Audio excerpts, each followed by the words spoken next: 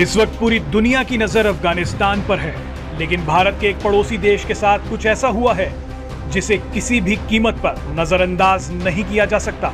इस देश में अब भूखमरी जैसे हालात हो गए हैं और ये इस वक्त सबसे बड़े आर्थिक संकट से जूझ रहा है। हालात इतने बेकाबू हो गए हैं कि यहाँ खाद्य संकट को लेकर आपातकाल लगा दिया गया है।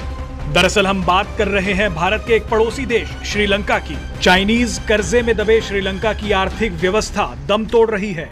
रोज के खाने पीने का सामान हद से ज्यादा महंगा हो गया है। हालात ये हैं कि श्रीलंका में तेल, चीनी, चावल, प्याज और आलू की कीमतें आसमान छू रही हैं। दूध का पाउडर, मिट्टी के तेल और रसोई गैस की कमी हो जाने के चलते दुकानों के बाहर लंबी कतारें लग गई हैं। हालात इतने बुरे हैं कि श्रीलंका की सरकार ने अपने टॉप आर्मी ऑफिसर को commissioner of general essential services के पद पर नियुक्त कर दिया गया है, जिनका काम जमाखोरी पर लगाम लगाना होगा। अब श्रीलंका की सरकार ने पूरी तरह से जरूरी सामानों पर अपना सीधा नियंत्रण कर लिया है, ताकि बिगड़ते हुए हालातों पर कुछ हद तक काबू पाया जा सके। आपको बताएंगे कि आर्थिक आपातकाल क्या होता है और इसका क्या असर पड़ता है, लेकिन उससे पहले कुछ जरूरी बातें भी जान लीजिए। श्रीलंका पेट्रोल, डीजल के साथ साथ खाने पीने का ज्यादातर सामान आयात करता है। किसी भी सरकार को सामान खरीदने के लिए एक विदेशी मुद्रा भंडार की जरूरत पड़ती है, लेकिन श्रीलंका के हालात इतने बुरे हो गए हैं कि उनके पास इन सब जरूरी सामानों को खरीदने के लिए पैसे की भारी कमी हो गई है।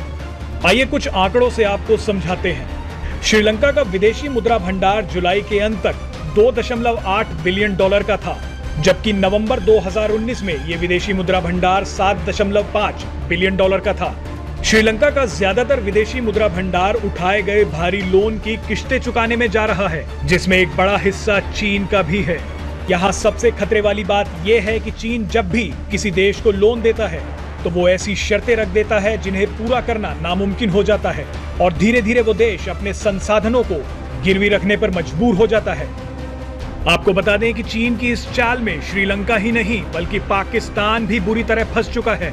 यहाँ तक कि अफ्रीका के कई देश भी चीन के आर्थिक गुलाम बन चुके हैं। श्रीलंका अब जिस आर्थिक संकट से गुजर रहा है उससे निकलना बेहद मुश्किल होता जा रहा है, क्योंकि दूसरे देश ना ही श्रीलंका को उधार दे रहे हैं और ना ही वहां पर निवेश कर रहे हैं। इसका एक बड़ा कारण दुनिया की रेटिंग एजेंसीज भी हैं। फिच रेटिंग ने श्रीलंका को CCC श्रेणी में डाउनग्रेड कर दिया है। इसका मतलब है कि इस देश में पैसा डूबने की संभावना बहुत ज्यादा है। भारत भी पहले से ही श्रीलंका को सॉफ्ट लोन के तौर पर काफी पैसा दे चुका है। अब ले देकर श्रीलंका के पास पैसा जुटाने के लिए केवल चीन ही बचा है, जो पहले से ही श्रीलंका को और फंसाने की फिराक में बैठा था। श्रीलंका के हालात और भी बदतर इसलिए हो गए हैं क्योंकि कोरोना के चलते पर्यटन से आने वाली कमाई बिल्कुल बंद हो चुकी है। श्रीलंका की कमाई का एक बड़ा हिस्सा पर्यटन से ही आता था। चलिए अब आपको बताते हैं कि आर्थिक आपातकाल होता क्या है। किसी भी देश में आर्थिक आपातकाल की घोषणा तब की जाती है जब सरकार को ऐसा लगता है कि देश में भारी आर्थिक संकट पैदा हो चुका है। कोई भी सरकार इतना सख्त कदम उठाने को तब मजबूर हो जाती है जब आर्थिक स्थिति बदतर होने की वजह से सरकार दिवालिया होने के कगार पर पहुंच जाती है। आने वाले दिनों में श्रीलंका की मुश्किलें और बढ़ सकती हैं, क्योंकि चीन पर हद से ज्यादा निर्भर होने के बुरे नतीजे अब सामने आ रहे हैं।